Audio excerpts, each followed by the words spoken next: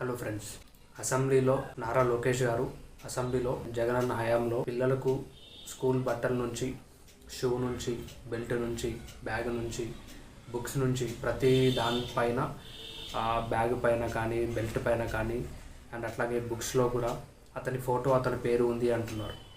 అది ఏం పేరు అంటే వైఎస్ జగన్మోహన్ రెడ్డి అని అయితే లేదు. అతను వాటిపైన వైఎస్ జగన్మోహన్ రెడ్డి అనే పేరు లేదు. జగనన్న విద్యా కానుక అని పథకం పేరు వేశారు అంతే. అది కూడా ఎందుకు, ఆయన హయాంలో మంచి ఎడ్యుకేషన్ ఇస్తున్నాడు. గవర్నమెంట్ స్కూళ్ళలో ఇంగ్లీష్ మీడియం చదివి ఇంగ్లీష్ మీడియం తీసుకొచ్చారు. పిల్లలు కూడా ఇంగ్లీష్ మాట్లాడుతున్నారు.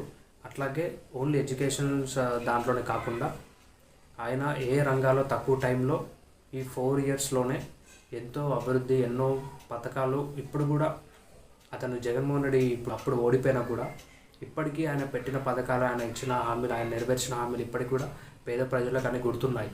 అదే చంద్రబాబు నాయుడు గారు 14 ఇయర్స్ నుంచి సీఎంగా ఉన్నారు.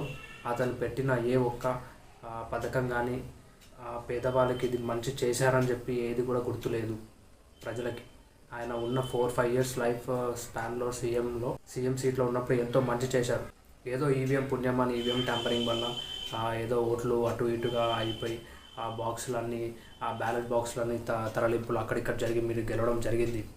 అది కూడా కూటమి అనే మీ ముగ్గురు కలవడం వల్ల కొంచెం టఫ్గా మారి ఓడిపోవడం జరిగింది. అంతేగాని మీరు ఈ విధంగా అసెంబ్లీలో ఇష్టం వచ్చినట్టుగా ఇప్పుడు ఆయన పథకాలు పెట్టారని చెప్పి మీరు ఎన్నో చెప్పారు. అట్లాంటివి ఎన్నో ఉన్నాయి. సో మీ హయాంలో ఒకటి కూడా ఉన్నట్టు, ఇది చేసినట్టు, దానివల్ల పేద ప్రజలు లబ్ధి పొందినట్టుగా ఎక్కడ కూడా ఆధారాలు ఉన్నాయి ఇప్పుడు ఎక్కడ లేవు.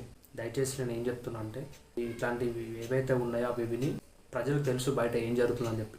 మీరు వారికి 15,000, చిన్నపిల్లలకి 15,000, అందరికి 15,000 అని చెప్పి మీరు సూపర్ 6 అని చెప్పారు. దాంట్లో ఒక్కటి కూడా జరిగిందా అని మేము అడుగుతున్నాం. ఎన్ని అబద్ధపు మాటలు చెప్పారు. మీ వల్ల లిక్కర్ మాఫియా అనేది మొదలైంది. ఎంతోమంది తాగుబోతులు, స్టూడెంట్స్ నుంచి అలాగే ముసలి వాళ్ళ వరకు తాగి ఎంతోమంది ఇబ్బంది పడుతున్నారు. అవినీతి మీ నుంచే స్టార్ట్ అయింది. ఇట్లా చెప్పుకుంటూ పోతే మీ వల్లే ఎంతో నష్టం జరిగింది. పేదవాళ్ళుగా ఉంచుతున్నారు. కానీ మన గవర్నమెంట్ స్కూళ్ళలో ఇంగ్లీష్ మీడియం ఉంటే ఇంగ్లీష్ మీడియం తీసేశారు. ఎందుకు తీసేశారు? గవర్నమెంట్ స్కూళ్ళలో ఇంగ్లీష్ మీడియం ఎందుకు అని మీరు అంటున్నారు. మీ పాలన ఇట్లుంది. వైఎస్ జగన్మోహన్ రెడ్డి గారి పాలన అట్లా ఉంది, చూసాం ఆల్రెడీ. సో కాబట్టి వచ్చే ఎన్నికల్లో 2029లో మళ్ళీ వైఎస్ఆర్సీపీ గెలుస్తుందని గట్టి నమ్మకంతో నేను చెప్తున్నాను. దయచేసి చూడండి, అన్ని న్యూస్ ఫాలో అవ్వండి. ఎవరు ఏం చేస్తున్నారని చెప్పేసి వినండి. అంతగా డబ్బుకి, మాటకి మోసపోవద్దు. ఇప్పుడు కూడా చాలామంది ఇబ్బందులు పడుతున్నారు. టీడీపీకి ఎవరెవరైతే ఓట్లు వేస్తారో, గెలిపించారో వాళ్ళందరూ కొంతమంది ఇబ్బంది పడుతున్నారు. ఎందుకంటే మాట ఇచ్చాడు, మాట తప్పాడు. కాబట్టి దయచేసి ఏది వాస్తవం, ఏది నిజమని తెలుసుకోమని చెప్తూ మీ ప్రశ్నించే ప్రజల వంతుగా మీరు ఇచ్చేస్తాను రాడు. Thank you very much.